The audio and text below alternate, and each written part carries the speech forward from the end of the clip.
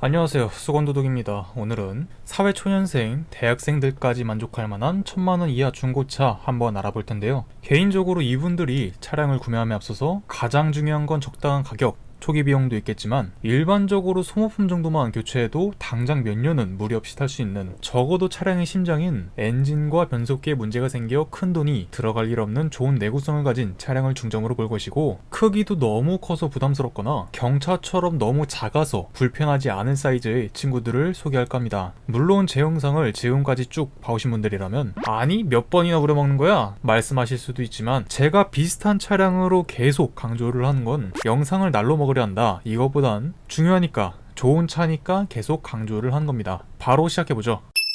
일단 첫 번째는 엑센트인데요. 면허 시험장에 가면 그 작고 노란색 소형차 있잖아요. 그거 맞고요. 아반떼보다 한 급 아래 소형 차량으로서 아반떼와 모닝 사이에서 애매한 포지션을 갖고 꾸역꾸역 팔리다가 2019년엔 국내에서 단종이 되었는데, 이때 마침 소형 SUV들의 인기가 폭발하던 시기라서 에이 소형 SUV 때문에 단종됐네 라는 명예로운 죽음을 맞이했습니다. 하지만 절대 성능이 모자라서 단종된 건 아닌데, 작고 다부진 덩치로 일상적인 중에선 부족함이 없는 출력과 운동신경을 가져서 내 운전 스타일이 과격하지 않다면 충분히 만족하면서 탈 수 있을 텐데, 물론 이 차는 소형차기 때문에 실내 재질이 상당히 저렴하다는, 내가 엑센트가 아닌 굉장히 큰 플라스틱 한 덩어리를 산 그런 의문이 들게 해주는데요. 그렇기 때문에 실내 어딘가에서 삐걱삐걱 플라스틱 소리가 주기적으로 합주를 할 수가 있고, 현대가 실내 공간 하나는 끝내주게 뽑는 회사라서 타사의 소형차보다는 분명 널널한 실내 공간을 제공하지만, 그래도 뒷자리에 아이가 아닌 성인이 타기엔 좀 애로사항이 있는 덩치를 갖고 있어 메인 패밀리카로 사용하기엔 많이 부족할 수 있습니다.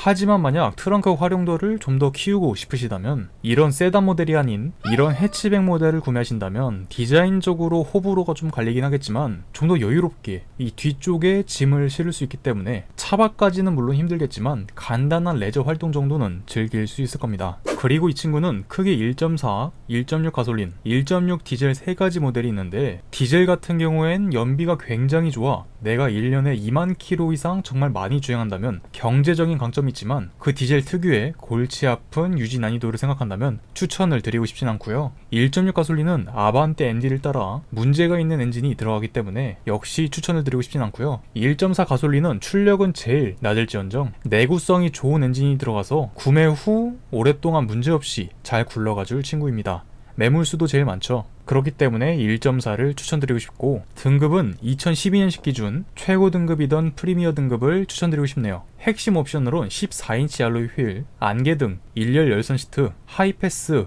인조 가죽 시트 정도가 들어가는데요. 차값은 2012에서 2013년식 1.4 프리미어 등급 주행거리 8만 킬로 이하 차량을 대략 600에서 750만원 사이로 보시면 될 것 같습니다.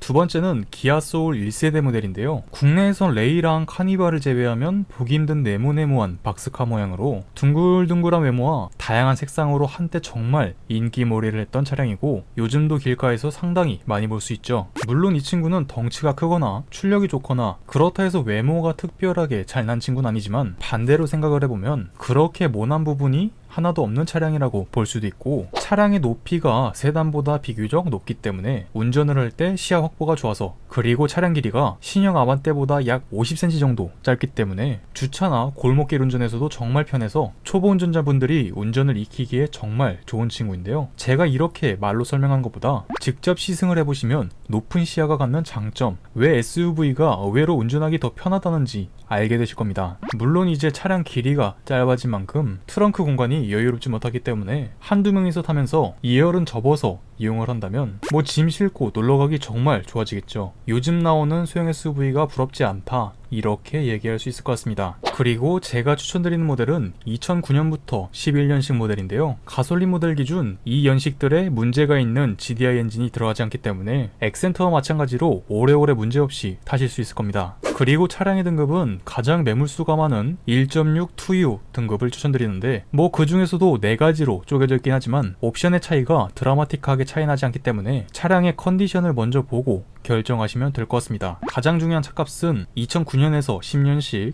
무사고 10만 킬로 이하 차량을 기준으로 약 500에서 650만원 사이로 보시면 될 것 같습니다. 물론 오늘 소개해드린 가격들은 대략 이렇다, 가이드만 잡아드린 거고요. 차량의 상태에 따라 좀 더 저렴하거나 비쌀 수도 있다는 점 참고하시면 될 것 같은데요. 가끔 수건도둑님이 제시해주신 기준의 차량이 제가 어떤 사이트에서 봤을 땐 무사고인데도 더 저렴하던데요? 이런 말을 하시는 분들이 많습니다. 하지만 역시 저렴하고 좋은 차는 없다. 분명 어딘가에 문제가 있는 차량일 수도 있다. 꼭 명심하시는 게 좋을 것 같네요. 이상 수건도둑이었습니다.